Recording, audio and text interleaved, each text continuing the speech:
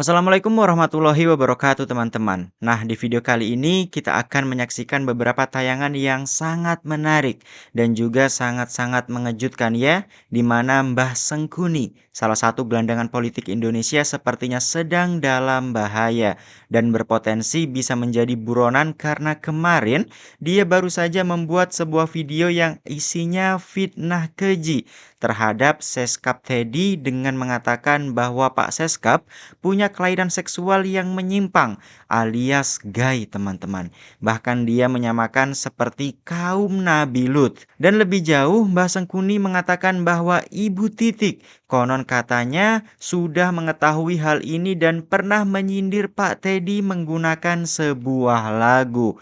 Waduh, waduh, waduh. Tapi sayangnya video dari Mbah Sengkuni ini sudah dihapus teman-teman. Tapi potongannya sudah beredar di media sosial dan Mr. Ki, Kepala Bakom RI sudah angkat bicara mengenai hal ini teman-teman ya. Wah siap-siap kok, Mbah Sengkuni bisa saja masuk dalam Hotel Prodeo. Nah terakhir kita akan menyaksikan bagaimana Repli Harun lagi-lagi konferensi pers. Orang ini nggak ada habis-habisnya ya melakukan konferensi pers dan meminta agar kasus ijazah Pak Jokowi ini dihentikan. Dan mungkin saja ya dia sudah menyadari kalau kliennya ini Roy Suryo maupun Tifa sudah tidak punya bukti mengenai kepalsuan ijazah Pak Jokowi teman-teman. Ya mungkin tapi malu untuk mengakuinya ya. Tanpa perlu berlama-lama, mari kita langsung saja ke videonya teman-teman. Ini dia videonya. Saudara, 3 hari terakhir ini ada berita besar tentang Sekretaris Kabinet Teddy Indrawijaya dengan Presiden Prabowo Subianto. Jadi berdasarkan pendapat atau opini masyarakat seperti bisa kita pantau, ternyata Teddy itu seorang gay, seperti kaum Nabi Lut pada zaman dulu, lebih menyukai atau mencintai sesama laki-laki. Bahkan Mbak Titik Prabowo sampai menyanyikan lagu berjudul Cinta Segitiga. Antara lain ada lirik ya, yang berbunyi kurang lebih ya, engkau tinggalkan aku demi laki-laki bernama Teddy. Ya. Singkat kata, tanpa berdele-dele saya usulkan agar Pak Prabowo secara kesatria, tegas dan meyakinkan Prabowo melepaskan diri dari lendotannya si Teddy yang berbahaya itu. Jadi ganti Teddy dengan sosok yang normal, fokus bekerja untuk bangsa dan negara. Bahkan ada kelakar ya menyebut Teddy itu Bunda Ted, ya. Jadi Bunda Teddy. Ya. Karena itu saya hanya ingin mengakhiri dengan menggarisbawahi pendapat lugas dan cerdas dari Pak Rizal tadi. Ya. Jadi segeralah Pak Prabowo memecat Teddy karena waktu berharga Pak Prabowo jangan sampai digunakan untuk asyik masyuk ya, dengan Teddy. Ya. Jadi tunjukkan kepemimpinan Anda Mas Prabowo, masa mantan Danjen Kostrad, mantan Danjen Kopassus dan sekarang jadi presiden itu kok mau dileloti terus sama Teddy. Jadi tendang Teddy sejauh mungkin Pak Prabowo, kemudian kasihkan jabatan yang cukup mentereng ya buat dia ya sebagai kompensasinya ya, tetapi tidak bisa ya menjadi orang dekat dengan Pak Prabowo karena Pak Prabowo nanti kena imbasnya. Ya, mudah-mudahan masih ada harapan. Ya. Saya usulkan agar Pak Prabowo secara kesatria, Prabowo melepaskan diri dari lendotannya si Teddy yang berbahaya itu. Saya prihatin ya setelah melihat video Pak Amin Rais itu. Prihatinnya itu adalah Pak Amin Rais sebagai tokoh, sebagai akademisi, sebagai profesor doktor telah menjadi korban dari hoaks. Kenapa korban dari hoaks? Karena dasar penilaian atau tudingan bahwa Pak Seskap dan Pak Teddy adalah gay itu adalah sebuah akun yang di dalamnya berisi lagu berjudul Aku Bukan Teddy. Yang dianggap oleh Pak Amin Rais bahwa yang menyanyi itu adalah Ibu Titik. Padahal kalau kita tonton video lagu Aku Bukan Teddy itu jelas bahwa satu yang nyanyi bukan Bu Titi. Yang kedua, gambar Bu Titi di situ adalah kompilasi atau kolase dari berbagai gambar yang sebetulnya tidak ada hubungan dengan lagu. Bahkan saya lihat di akun aslinya, ternyata di situ sudah dibilang disclaimer bahwa itu bukan asli, itu adalah kepentingan entertainment. Ya walaupun mungkin punya motivasi politik ya. Jadi ini contoh dari bahaya hoax dalam medsos, bahaya dari AI, bagaimana seorang tokoh sepintar ya, sesenior seperti Pak Amin Rais itu bisa menjadi korban hoax. Jadi statement dari Pak Amin Rais tentang Pak Teddy itu adalah dasarnya hoax. Gila banget Amin Rais sih. Fitnah presiden, fitnah seskap, fitnah Bu Titik, dan menistakan agama, semua dilakuin hanya dalam 30 detik. Dengerin ini baik-baik. Jadi berdasarkan pendapat atau opini masyarakat seperti bisa kita pantau, ternyata Teddy itu seorang gay, seperti kaum Nabi Lut pada zaman dulu, lebih menyukai atau mencintai sesama laki-laki. Bahkan Mbak Titik Prabowo sampai menyanyikan lagu berjudul Cinta Segitiga, antara lain ada lirik ya, yang berbunyi kurang lebih ya, engkau tinggalkan aku demi laki-laki bernama Teddy. Gila nggak? Fitnah presiden, fitnah seskap, fitnah Bu Titik, semua dilakuin dalam 30 detik dan semua itu dilakukan dengan Al-Quran yang in frame depan mukanya langsung. Seakan-akan Islam dan Al-Quran itu mengajarkan perbuatan keji seperti ini. Padahal kalau Al-Quran di depannya itu bukan cuma pajangan, tapi dibaca, itu kan jelas sekali di Al-Hujurat ayat 12. Jangankan fitnah, berprasangka buruk aja itu nggak boleh. Belum lagi hadis-hadis Rasulullah SAW yang dengan jelas melarang prasangka-prasangka buruk, apalagi tuduhan-tuduhan palsu. Ini bukan perkara ringan loh, tuduhan palsu ini. Dalam Islam ini bukan perkara ringan loh. Tapi ini dilakuin seorang tokoh politik senior dengan bawa-bawa atribut agama. Kasian loh dibiarin mikir bahwa opini di sosmed itu adalah fakta. Nuduh Bu Titik nyanyi suatu lagu yang gak pernah ada. Please orang sekitarnya bantuin lah. Kasian. Saya kira hal yang seperti ini tidak sepantasnya keluar dari mulut seorang tokoh publik sekelas Amin Rais. Yang mana Amin Rais juga banyak sekali yang mengidolakan dan menjadikan beliau sebagai panutan. Menuduhkan sesuatu kepada seseorang tanpa dasar dan alasan serta bukti yang jelas itu merupakan fitnah. Dan ini adalah merupakan pelanggaran terhadap Undang-Undang ITE, khususnya pada pasal 27A, yang mana di sana menerangkan tentang menyerang kehormatan dan kepribadian seseorang. Nah, ini kalau seandainya Teddy mau melaporkan, tentu saja bisa masuk di proses ini, Amin Rais.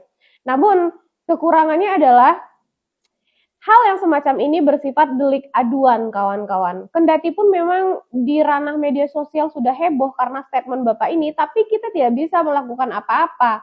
Yang bisa melakukan sesuatu itu hanya Teddy-nya secara langsung. Jadi kalau teman-teman mau, mari kita desak pihak-pihak yang memiliki kepentingan dan pemangku kepentingan, kalau bisa diproses lah. Karena rakyat itu sudah jengah terhadap narasi-narasi ngawur seperti ini. Kami tidak menginginkan ruang diskusi kami dinodai dengan fitnah-fitnah dan narasi penuh kebencian seperti ini. Ini sudah terang saja adalah merupakan ujaran kebencian dan juga fitnah. Tuduhan tanpa dasar. Bagaimana menurutmu? Serius, Letkol Teddy Indrawijaya itu seorang gay? Tuduhan soal orientasi seksual Teddy ini lagi rame dibahas di media sosial belakangan ini. Gara-garanya netizen nemuin cuitan lama akun Twitter @AntonyUsernesto. Pemilik akun itu diduga kenal deket sama Teddy. Nah, beberapa tweet akun itu dari tahun 2013 dianggap eksplisit mengarah soal orientasi seksual Teddy yang seorang gay. Percuma ganteng kalau pacarnya juga ganteng, @Teddy Dawi, cuit akun itu. Selamat pagi Bung @Teddy Dawi yang pacarnya juga ganteng, tweetnya yang lain. HBD Bung @Teddy Dawi, semoga menemukan pasangan hidup yang benar-benar sebenar-benarnya wanita, tweet lainnya. Tweet-tweet akun @AntonyUsernesto ini dianggap sebagai bukti soal orientasi seksual Teddy karena akun @Teddy Dawi yang dimention itu disebut-sebut milik Teddy. Terbukti dari foto yang diunggah Ernesto yang nunjukin dirinya bersama Teddy. Teman saya ini Teddy Dawi masuk Gultor, ngeri, caption foto itu. Tuduhan lain soal orientasi seksual Teddy ketika beredar video pertemuan Teddy dengan Menteri Perumahan dan Permukiman Marwarar Sirait. Dalam video itu Teddy terlihat merangkul lengan Marwarar sambil tertawa santai. Dalam video itu Teddy dianggap ngondek atau bersikap gemulai dengan Marwarar. Pengangkatan Teddy sebagai sekretaris kabinet atau Seskap juga bagian dari tuduhan itu. Dalam narasi yang beredar, Teddy diangkat sebagai Seskap karena hubungan personal Teddy dengan Presiden Prabowo. Teddy dianggap sebagai pasangannya Presiden Prabowo. Bahkan muncul julukan-julukan nyinyir tentang Teddy. Mulai dari Ibu Teddy, Ibunda Teddy, sampai Ibu Negara. Apalagi beredar narasi bahwa pengesahan RUU TNI bagian dari cara untuk memuluskan Teddy sebagai Seskap. Karena itu nggak heran ditemui coretan di jalan yang bertuliskan Prabowo Love Teddy waktu demonstrasi penolakan RUU TNI kemarin. Pertanyaannya, apa benar Teddy seorang gay? Kayak jelas. Soal pengangkatan Teddy sebagai Seskap selaku prajurit aktif itu nggak menyalahi peraturan. Posisi Seskap itu nggak setingkat menteri. Posisi Seskap itu berada di bawah Kementerian Sekretariat Negara. Kepala Kantor Komunikasi Kepresidenan Hasan Nasbi bilang Seskap bisa diisi sama prajurit TNI aktif tanpa harus mundur dari militer. Ini sejalan sama Peraturan Presiden Nomor 148 Tahun 2024 tentang Kementerian Sekretariat Negara. Perpres ini menyebut Seskap saat ini adalah bagian dari Sekretariat Militer Presiden. Jadi jelas posisi Seskap yang diisi Teddy nggak menyalahi peraturan. Dan itu secara nggak langsung ngebantah anggapan ada hubungan spesial apalagi romantis antara Presiden Prabowo dengan Teddy. Tweet-tweet lawas dan gestur Teddy di video pun gak cukup buat nyimpulin orientasi seksual Teddy. Apalagi itu dijadiin alat buat nyerang Teddy secara politis. Orientasi seksual seseorang adalah urusan private-nya, termasuk orientasi seksual seorang pejabat publik. Gak sepantasnya yang hal bersifat private ditarik-tarik jadi urusan publik. Apalagi dijadiin bahan serangan politik. Kalau mau menyerang pejabat publik, ya pada apa yang sudah dilakukannya sebagai pejabat publik. Artinya yang diserang itu kebijakan yang diambilnya terkait urusan publik. Dan kalaupun misalnya Teddy beneran seorang gay, itu bukan masalah. Dalam KUHP kita, orientasi seksual non-hetero itu bukan pidana. Biarlah urusan orientasi seksual Teddy jadi urusan pribadinya. Kita nggak perlu repot-repot ikut campur. Kita cukup ikut campur dalam soal urusan kebijakan publik yang dilakukan Teddy. Yuk bersikap proporsional. Amin Rais baru aja kasih tudingan ke Seskap Teddy. Kuy kita bahas. Sampai sekarang. Jadi ukuran kematangan seorang pemimpin itu tidak hanya dilihat dari usianya ataupun tingginya pangkat yang dimiliki. Jadi mengomentari apa yang disampaikan oleh Prof. Amin Rais di sini, bahwasannya Anda sebagai seorang yang memang pernah menjadi ketua MPR pada masanya, seharusnya menjadi satu figur dalam menyampaikan sebuah pendapat itu kan tidak boleh provokatif. Yang paling penting adalah bagaimana generasi tua yang pernah menjadi tokoh di Republik ini itu bisa memberikan contoh yang baik dan keteladanan dalam sebuah kepemimpinan. Karena di sini kita semuanya yakin tentang kredibilitas yang dimiliki oleh Letkol Teddy, di mana beliau hari ini atas kepercayaan yang diberikan Presiden Prabowo, beliau hari ini menjabat sebagai seorang sekretaris kabinet. Ingat, sekretaris kabinet adalah orang kepercayaan di lingkup dalam presiden yang memang bertugas menghubungkan level-level kementerian yang lain. Yang paling luar biasanya hari ini adalah Letkol Teddy menjadi satu tameng yang memang memberikan satu informasi, khususnya hal-hal negatif yang memang menyerang Presiden Prabowo. Jadi pengalaman inilah yang harus diukur dan kita lihat secara jernih bahwa Letkol Teddy hari ini memang figur yang pas yang dipilih oleh Presiden Prabowo dalam rangka memang bisa menjembatani komunikasi politik antar kementerian dan juga masyarakat. Karena pengalaman yang dimiliki pada saat menjabat sebagai asisten ajudan presiden di situ dalam kurun waktu beberapa tahun yang dimiliki terus dengan background militernya, pasti kita katakan di sini adalah Presiden Prabowo tentunya menginginkan orang-orang yang sefrekuensi, di mana keduanya berlatar belakang militer, dan hari ini Letkol tadi masih aktif menjadi seorang tentara. Jadi regenerasi dalam sebuah kepemimpinan adalah menjadi satu keharusan, di mana tokoh tua seharusnya memberikan masukan yang baik, bukan mencela. Jadi era oposisi memang menjadi satu hal yang menarik ketika Anda hari ini tidak punya kekuasaan, tidak punya jabatan, bahkan tidak menduduki satu pos ketua umum partai, maka seolah-olah hari ini Anda menempatkan bahwa persoalan orang yang dekat presiden itu harus sefrekuensi dengan Anda. Jadi ukurannya hari ini adalah Presiden Prabowo pasti sudah mempunyai satu pertimbangan khusus ketika mempercayakan jabatan strategis yang menyangkut satu rahasia negara, itu memang diberikan kepada Letkol tadi. Jadi ukuran hari ini adalah kematangan seseorang pasti memerlukan satu proses, didukung sebuah pengalaman-pengalaman yang ada. Tentunya kita sebagai masyarakat sangat mendukung atas kepemimpinan Letkol tadi hari ini yang memang berada di ring terdekat presiden. Karena hari ini kita bisa belajar bahwa ketenangan yang dimiliki Letkol tadi mampu menjembatani segala persoalan yang ada. Karena hal-hal baik yang menyangkut satu kepentingan politik, kepentingan birokrasi pemerintahan, dengan adanya sekretaris kabinet itu kan kita semua melihat bahwa respon-respon yang tadinya lambat, hari ini memang terjadi komunikasi politik yang cukup baik. Saya kira pendapat tadi yang disampaikan oleh Prof. Amin Rais di situ kurang relevan, bahwa memberikan kesempatan kepada generasi muda untuk memang punya satu reputasi kepemimpinan yang baik adalah dengan mendorong anak-anak muda hari ini terjun di pemerintahan, dan juga kualitas yang dimiliki saya yakin baik secara intelijensi, quality memang sangat mumpuni dan piawai untuk memang menjembatani proses komunikasi yang dilakukan Presiden Prabowo. Terima kasih.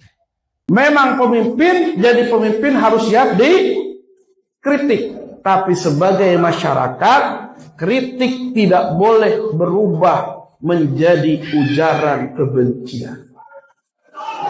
Kita sudah menetapkan Pak RT, Pak RW jadi pemimpin kita, betul? Ini Pak RT, Pak RW dipilih nggak sama kita? Adakah yang kemarin nggak milih Pak RW? Ada.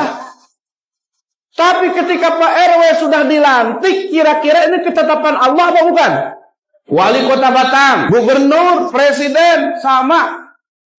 Itu sudah dipilih oleh Allah Subhanahu wa Ta'ala. Maka disukai atau tidak, diinginkan atau tidak, itu sudah menjadi pemimpin. Sudah jadi pemimpin. Selagi pemimpin kita adil, kebijakan-kebijakan yang baik, sam'an wa ta'atan, kami ikut. Silahkan kritik, tetapi jangan sampai menghina mereka, mencaci mereka, nyinyir sama mereka. Memang nggak boleh Pak Ustadz, dalam satu hadis, man ahana sultanillahi fid dunya, barang siapa menghina pemimpin yang sudah Allah tetapkan di dunia, maka dia akan dihinakan oleh Allah di akhirat. Kalau imam salah yang seharusnya ruku tapi langsung sujud, apakah kita langsung menegur imam? Salah mam, gitu enggak? Enggak. Bagaimana cara ngingetinnya? Subhanallah. Kalau pemimpin kita salah, ingetin dengan baik. Masa ada imam salah ditendang? Tak betul kok bang? Nggak mungkin lah. Makar namanya, betul? Jadi gini, memang ada bahasa Latinnya, siapa yang mendalilkan, dia yang harus membuktikan. Tetapi kalau dalil itu tidak bisa dibuktikan, ya sudah, cabut laporan, cabut tuntutan, karena nggak bisa dibuktikan. Jadi nggak bisa kemudian memaksakan satu kasus terus-menerus, sementara pembuktiannya nggak ada. Misalnya melakukan, katakanlah Rosario dikatakan memfitnah. Bagaimana mengukur dia memfitnah sementara ijazahnya sendiri tidak bisa dibuktikan asli atau palsu? Nah, tapi saya ingin tambahkan, dalam kasus ini harusnya beban pembuktian itu adanya di Pak Jokowi. Kenapa? karena yang dibuktikan itu adalah sesuatu milik dia. Ya. Kan nggak mungkin Roy Suryo, Dr. Tifa suruh membuktikan, karena dia tidak memegang ijazahnya, kecuali Roy Suryo dipinjemin ijazah, dipotret, suruh buktikan. Iya. Itu baru fair. Tapi sepanjang ijazahnya itu di-keep oleh Pak Jokowi, maka ya Pak Jokowi yang harus membuktikan bahwa ijazahnya itu memang tidak palsu, memang asli. Kalau dia malas, ya udah dia kasihkan aja ijazah itu, dipinjamkan kepada Dr. Tifa, kepada Roy Suryo, suruh mereka membuktikan di depan halayak. Kan kadang-kadang kita begitu. Dan malas saya, silakan kamu buktikan sendiri, kan begitu kan? Nah, padahal sesungguhnya mudah sekali. Yang menjadi tolok ukur indikator kan sudah jelas, yaitu ijazah per tanggal 15 Desember 2025. Itu saja yang dikeluarkan. Yang sampai sekarang kita cuma ngelihat 5 menit, udah itu hilang. Sudah 6 bulan hilang barang itu ya. Iya, Desember. Januari, Februari, Maret, April, 4 bulan lebih. 4 bulan. Udah hilang. Kita tidak bisa padahal 4 bulan itu berarti sepertiga dari 1 tahun itu. Hilang itu barang. Harusnya sudah terlihat dan sudah perintahkan untuk dilakukan, katakanlah, transparansi kajian. Makanya saya selalu bilang, udahlah, instead of kita bicara pengadilan yang kadang-kadang juga terbatas untuk mengungkap ijazah palsu karena tidak ada pengadilan yang membuktikan ijazah palsu. Udahlah, Pak Prabowo saja bentuk fact finding tim pencari fakta. Tidak hanya mengungkapkan ijazah Jokowi, tapi juga latar belakang siapa itu Jokowi. Nah, itu. Ya, who Jokowi is. Who is Jokowi. Sudah cukup kan? Apa lagi? Sudah ya? Oke. Ya sudah, kalau dalilnya itu tidak bisa dibuktikan, dicabut laporannya. Hei, cangkem saenake udele dhewe. Yang menuduh itu siapa? Yang menuduh kan elu sama gerombolan lu. Ya buktikan. Kenapa harus Pak Jokowi yang suruh buktikan? Kalau kamu dan gerombolanmu itu tidak bisa membuktikan, yo siap-siap aja di penjara. Enak sekali mulut lu bilang. Kalau nggak bisa membuktikan ya dicabut aja laporannya. Ya nggak terima lah. Kamu sudah menghina, mengejek, koar-koar kesana kemari, menggiring opini publik, membuat narasi-narasi kejelekan, menghasut, menghujat sampai adanya buku haram yang jadi polemik itu. Terus enaknya aja terus dicabut gitu, memaafkan dirimu gitu. Penak cuang kemer Rafli Harun sakarpe udele dhewe. Kalau nggak bisa membuktikan, ya siap-siap aja pakai baju oranye masuk penjara. Kenapa harus Pak Jokowi yang harus membuktikan? Kan elu yang bikin gaduh. Kan kamu yang ngomong palsu sana, palsu sini. Dengan dalih penelitian. Sampai ngubek-ngubek makam keluarganya Pak Jokowi. Kurang apa coba? Terus kamu suruh Pak Jokowi membuktikan. Terus kamu suruh juga Pak Jokowi untuk mencabut laporan saenake udelmu dewi. Cangkeme. Ya kayak gini guys. Kayak gini nih masih dipercaya oleh sebagian kecil sebenarnya rakyat Indonesia yang percaya karo cangkeme Roy Suryo dan teman-teman gerombolan para pembenci. Atas dalih penelitian, padahal di belakang mereka bohir-bohir. Dan ternyata mereka tidak bisa menghancurkan Pak Jokowi. Ya, nggak mau datang minta maaf, terus tiba-tiba congore Rafli Harun suruh Pak Jokowi membuktikan dan suruh Pak Jokowi untuk menghentikan. Cangkeme saenake dhewe le ngomong. Berapa tahun? 4 tahun leh koar-koar. Demo sana, demo sini, adili Jokowi, ijazah palsu. Terus Pak Jokowi suruh membuktikan. Terus memaafkan dirimu semua, koplak, gendeng, kabeh stres. Kok iso-isone loh? Bilang seperti itu, habis menyakiti orang, menghancurkan nama baik Pak Jokowi dan keluarga. Seenaknya sendiri ngomong untuk mencabut laporannya. Kalau nggak bisa membuktikan, ya siap-siap aja. ya, bawa koper, pakai baju oranye, gitu loh. Oh, pena eram, nyuruh-nyuruh Pak Jokowi suruh mencabut laporannya karena tidak bisa dibukti. Ya bukti nol koplak. Selama ini penelitianmu kok koyo opo no loh.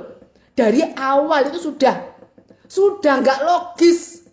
Mana ada penelitian dikoar-koarkan seperti itu. Mahfud MD aja juga bilang seperti itu. Dasar para pembenci dan sakit hati, koplak habis stres. Kami hari ini juga sudah mengajukan surat ke Komisi 3. Ya, DPR. Surat Komisi 3 itu langsung ditandatangani oleh dua prinsipal, Mas Roy Suryo dan Dr. Tifa. Kami meminta dalam kesempatan ini perhatian kepada Komisi 3 DPR sebagai lembaga representasi rakyat. Jadi kami meminta agar Komisi 3 menerima kami untuk rapat dengar pendapat umum. Sebenarnya ini sudah kami ajukan tanggal 15 Januari. Sampai sekarang Februari, Maret, April, sudah 3 bulan lebih tidak ada tanggapan dari DPR. Padahal selain surat kami juga melakukan approach pribadi kepada Ketua Komisi 3, tetapi sampai sekarang belum ada tanggapan. Kita tidak tahu apakah bagi Komisi 3 kasus ini tidak penting. Kalau tidak penting, kenapa kemudian menyedot perhatian publik yang luar biasa? Kami juga tidak tahu apakah bagi Komisi 3 kalau mereka mengadakan ini intervensi.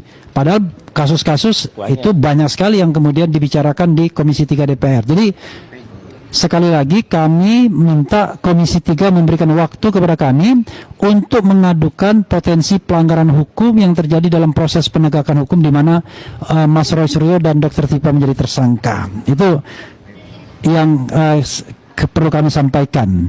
KP tadi sudah? Ya, ya. Oh, tadi saya sudah menyampaikan soal kemungkinan kita mengajukan permohonan, bukan kemungkinan, rencana ke Komisi Informasi Pusat. Ya.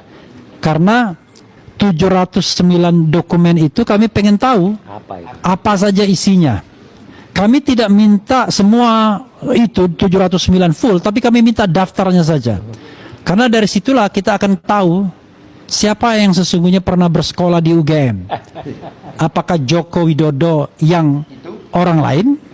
Apakah Joko Widodo yang berkumis, yang berkacamata, yang hidungnya mancung, atau Joko Widodo yang sebenarnya agak tipis rambutnya, belah pinggir, tidak gondrong, dan lain sebagainya dan lain sebagainya. Jadi sebenarnya sekali lagi saya sebenarnya mengulangi, kalau Presiden Prabowo berkenan sesungguhnya bentuk fact finding team, tim pencari fakta untuk menelusuri tidak hanya soal ijazah mantan Presiden Jokowi, tapi latar belakang dan asal usulnya terkait dengan ijazah juga tentunya, karena kami menengarai ada hal-hal yang perlu digaris bawahi mengenai asal usul yang bersangkutan.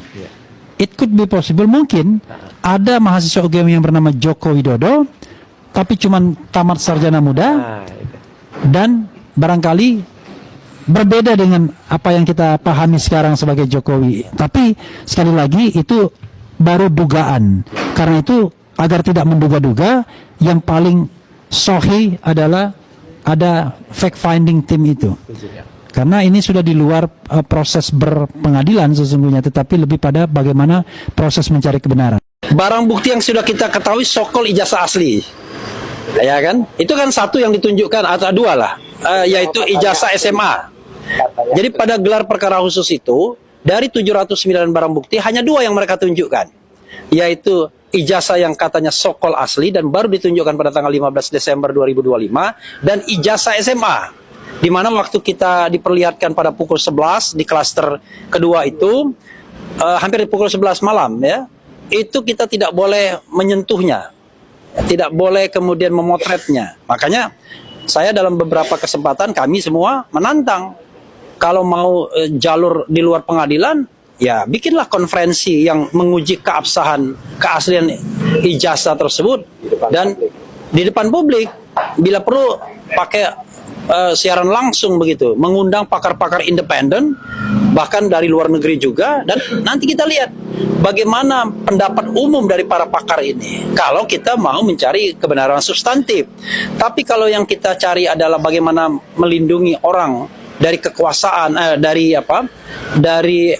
aib besar yang mungkin akan terungkap, itu lain lagi persoalan. Kita kan sebagai bangsa, tujuan RRT itu bukan menghukum Pak Jokowi, tapi hanya ingin mengungkapkan kebenaran saja. Dan RRT tidak pernah mengatakan bahwa ijazah Pak Jokowi memalsukan ijazah, nggak pernah. Yang ada adalah ijazah Jokowi palsu berdasarkan scientific research yang mereka lakukan, dan itu mereka lakukan dalam jangka yang lumayan panjang sejak tahun 2022 ya, kalau Dr. Tifa misalnya, dan mereka sudah bukukan dalam Jokowi's White Paper.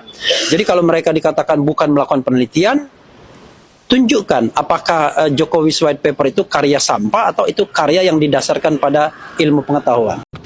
Kan saya tadi bertanya, kalau Anda yakin bahwa ijazah itu fotonya bukan Jokowi, coba sebutkan apa saja unsur-unsur yang menyebabkan itu bukan Jokowi. Itu Anda harus jawab, itu aja. Perkara kemudian soal keyakinannya sampai berapa persennya kita serahkan pada pemirsa gitu. Nggak usah nuntut Pak Jokowi lah. Karena Pak Jokowi nggak bisa dituntut juga sekarang ini, ya kan?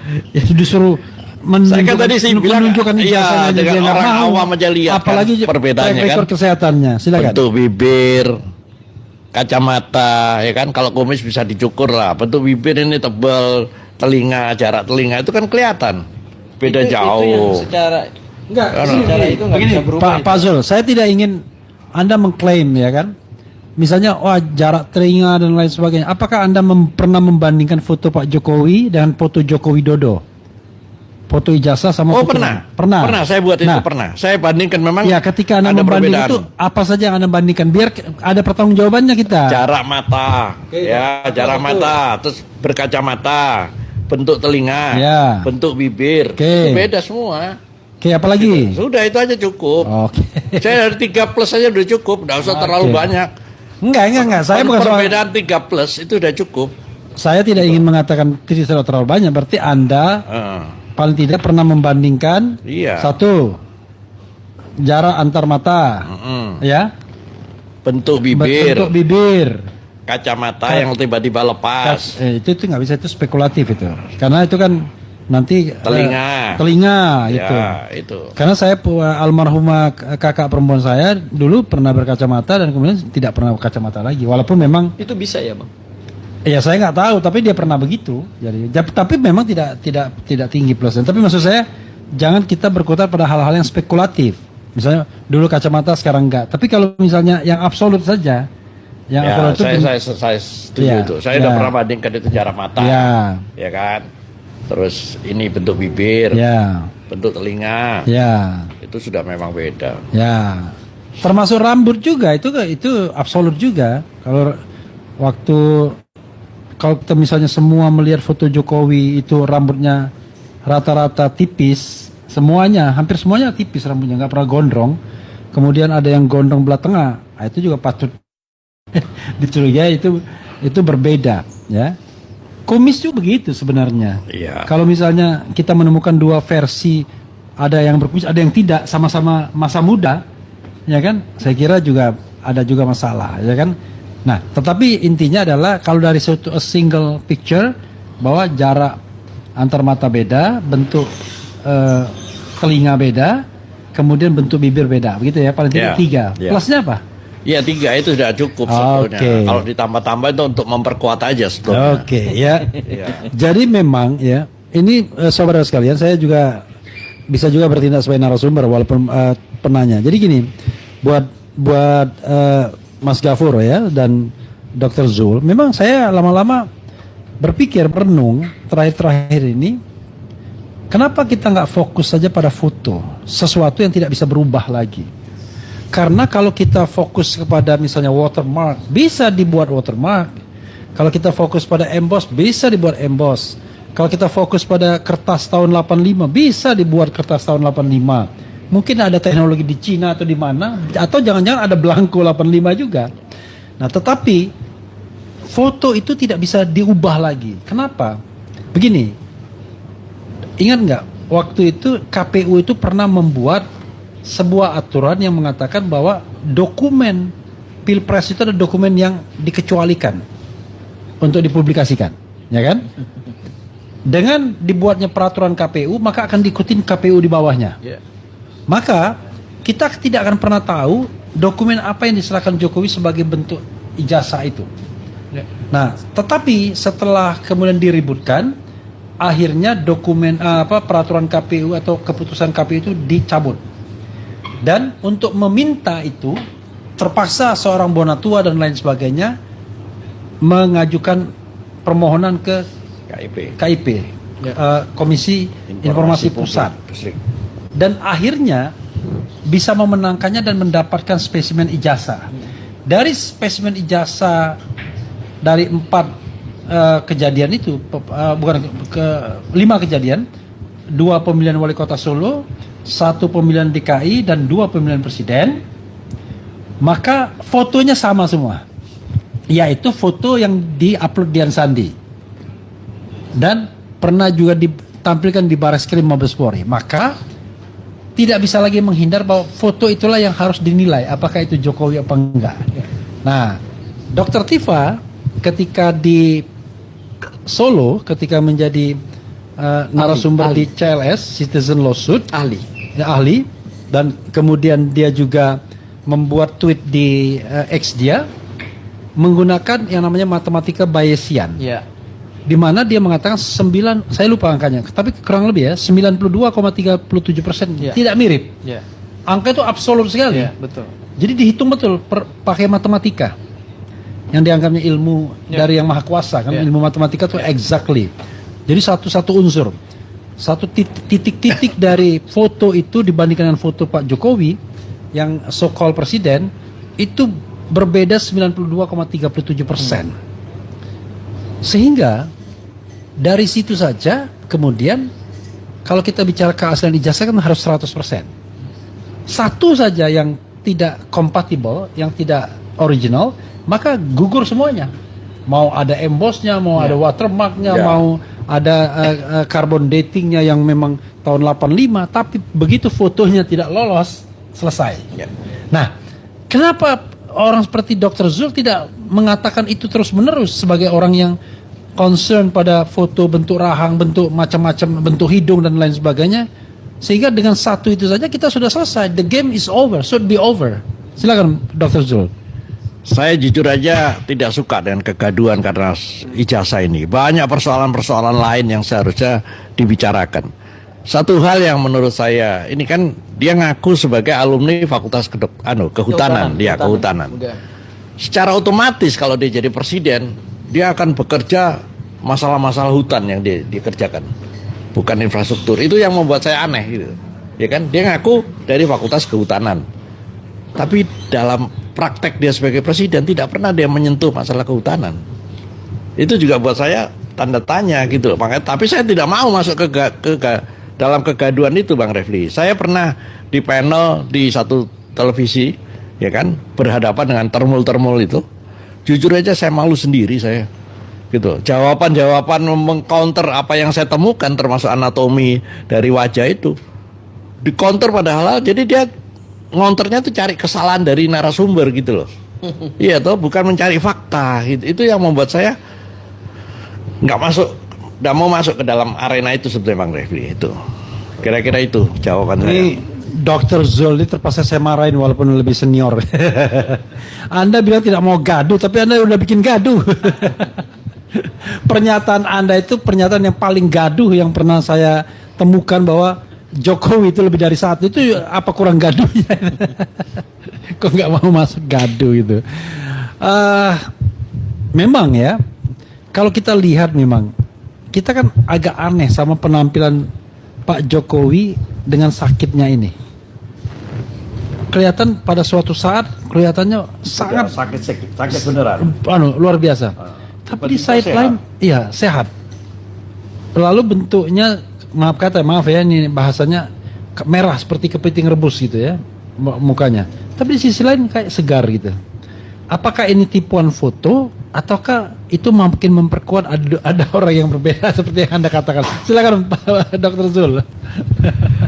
Wah, Bang Refli jebak saya terus ini. Yang jelas memang saya melihat banyak perbedaan ini ya. Ini satu operasi, terus terang saya melihat ini satu operasi. Bagaimana seorang Jokowi ini bisa bertahan 10 tahun dan sekarang terus membuat berita. Itu yang saya jadi bertanda tanya, ini sebetulnya orang ini ngapain sih tiap hari muncul dalam berita. Bad news at a good news, kan gitu kan? Nah, kita jangan sampai terjebak dengan urusan itu gitu. Itu yang maksud saya, Bang. Kenapa saya nggak mau terjun terlalu dalam dengan urusan ijazah ini gitu. Itu kira-kira. Lo kok saya marah lagi nih, kok nggak terjebak ini gimana? Kita ini mau membuktikan sampai dapat jawaban ijazah itu asli atau palsu. Kok jangan terjebak ini gimana? Ijazahnya asli, saya sudah berkali-kali bilang ijazahnya asli tapi bukan punya dia gitu loh. Itu kesimpulannya. Oke, tapi kalau saya berbeda pendapat. Kalau saya, ya, ini kan bisa boleh berbeda pendapat. Oh, boleh. Saya mengatakan ijazah itu kombinasi. Spesimennya sarjana, ada orang mengatakan it could be punya Hari Mulyono yang tidak lain adalah adik ipar atau kakak ipar ya? Adik iparnya ya? Itu yang saya menganggap itu disepsi juga, Bang. Itu loh. Enggak, sebentar. Nama-nama itu. Sebentar. Ya. It could be possible spesimennya adalah Hari Mulyono, ya. Lalu kemudian di copy, ya kan, sedemikian rupa untuk spesimennya. Lalu ditambahin nama Joko Widodo di situ karena memang ada Joko Widodo, tapi lalu ditempel foto yang baru. Nah, foto itulah yang kemudian akhirnya tidak kena lintasan stempel. Kan gitu. Maka kalau misalnya Bang Zul, Dr. Zul, kalau itu asli ijazahnya yaitu milik Joko Widodo yang bukan presiden, maka tidak ada masalah di ijazah tersebut. Sama sekali tidak ada masalah. Nah, ini kan ditemukan ada masalah di embossnya, di watermarknya, kemudian di apa-apanya gitu, dan enggan untuk ditunjukkan, termasuk juga lintasan stempel merahnya misalnya. Jadi kalau misalnya dikatakan ijazahnya asli, orangnya palsu, rasanya tidak begitu juga rasanya. Jadi itu sudah, apalagi Mas Roy menemukan bahwa setelah di ELA, error level analysis, memang source awalnya itu kacau, nggak bisa kebaca. Terlihat bahwa dokumen itu banyak editannya. Itu yang saya pahami dari mengikuti kasus ini. Jadi maksud saya hati-hati juga kita bikin statement ijazahnya asli, orangnya palsu. Belum tentu, ijazahnya bisa juga palsu, ya kan? Orangnya palsu juga. I don't know exactly, ya kan? Maksudnya gini, kalau Anda bilang orangnya palsu, yang Anda maksud dengan orangnya palsu itu bahwa Joko Widodo bukan Joko. Lalu yang asli yang mana Joko Widodo itu? Kan nanti orang bertanya gitu loh. Saya sebenarnya punya informasi tentang Joko Widodo itu di mana, itu sudah ada. Tapi kan perlu nanti, makanya saya menunggu sebagai persidangan karena beberapa saksi itu hanya mau muncul di persidangan. Okay. Nah, saya melihatnya ini langkah-langkah bahwa apa yang namanya kemarin ini RJ ya, Restorasi Justice. Saya sorry kalau saya kurang fasih mengatakan bahasa-bahasa hukum ya. Itu aja cara untuk menghindari persidangan karena ada beberapa saksi yang sudah menyatakan saya akan datang di saksi, akan saya buka semuanya, kan gitu. Ini juga yang perlu Bang Ando sampaikan gitu loh. Ya. Jadi saksi akan datang. Oh, dia dipanggil aja nggak pernah di BAP gimana? Bukan saksi dari pihak kita. Oh, boleh. Ya. Jadi itulah namanya saksi tambahan.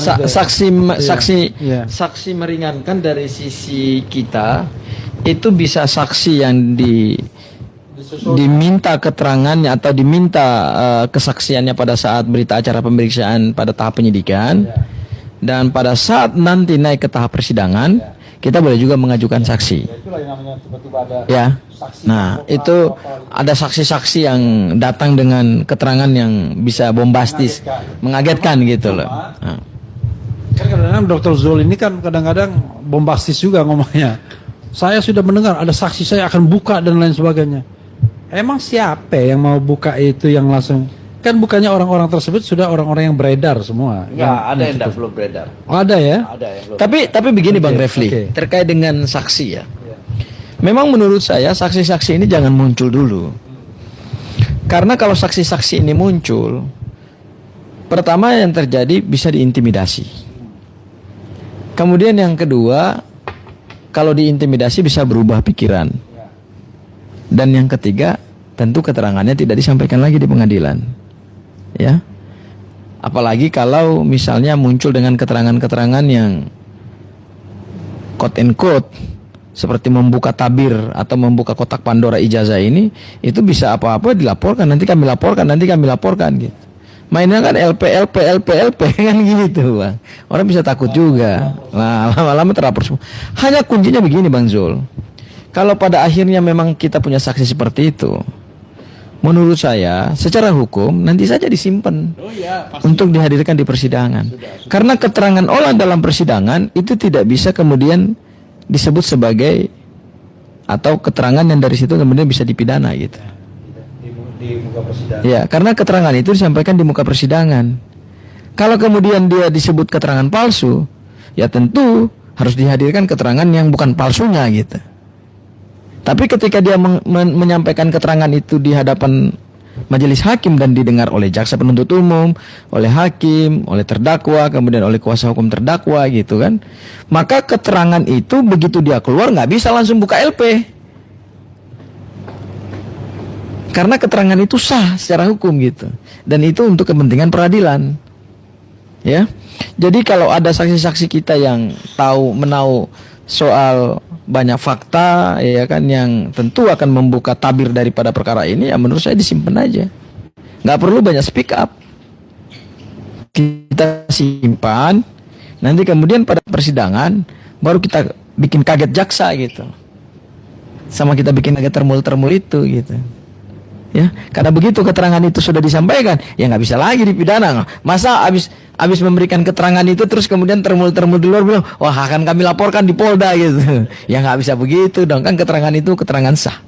Bahwa kemudian dipertimbangkan atau tidak dipertimbangkan itu kan soal nanti majelis hakim kan, karena dia akan melihat persesuaian bukti gitu kan.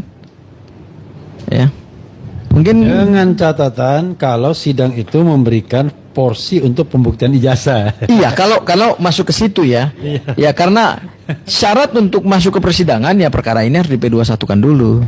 Sementara yang kita tahu ini perkara ini secara hukum acara pidana banyak bolongnya gitu. Nah, jadi sikap kita para lawyer ini adalah kasus ini dihentikan karena kita tidak ingin menyerahkan leher Dr. Tifa dan Roy Suryo untuk menjadi kelinci percobaan. Iya. Apalagi dalam prosedur yang sudah melanggar hukum seperti ini. Tapi adapun mengenai ijazah itu ya tetap akan dikejar.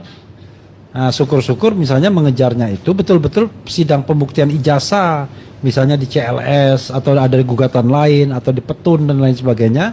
Intinya adalah kita tidak ingin mengadili orang, tapi betul-betul kita mengungkap kebenaran sebuah dokumen. Nah, kenapa nggak begitu aja kita gentleman agreement gitu ya? Udah, tunjukkan ijazahnya yang disita Polda Metro Jaya tanggal 15 Desember 2025. Adakan penelitian oleh ahli-ahli independen dalam dan luar negeri.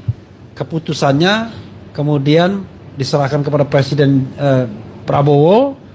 Biarlah Presiden Prabowo bagaimana menindaklanjutinya. Kan dia ada constitutional power, bisa memberikan gerasi, bisa amnesti, bisa abolisi kan begitu. Kemudian dan itu absolut. Dan absolut. Kemudian atau misalnya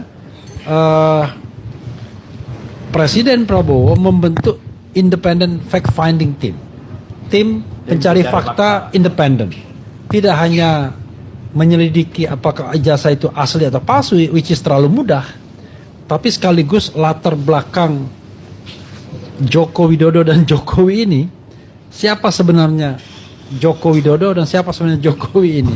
Kan ketika kemudian kita dihadapkan pada 3 foto yang berbeda, kita bertanya, ini 3 orang atau 1 orang? Orang pertama seorang anak muda, hidung mancung, berkacamata, pakai toga, berfoto seolah-olah di depan gedung pusat UGM. Pernah lihat kan fotonya kan? Kemudian sudah beredar luas itu. Ya, anak muda kedua foto yang ada di ijazah, yang gondrong, yang berkacamata, yang sekilas mirip dengan yang berfoto di depan gedung pusat itu.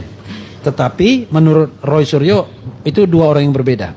Nah, yang ketiga foto Jokowi yang presiden pada saat dia masih muda, beda juga.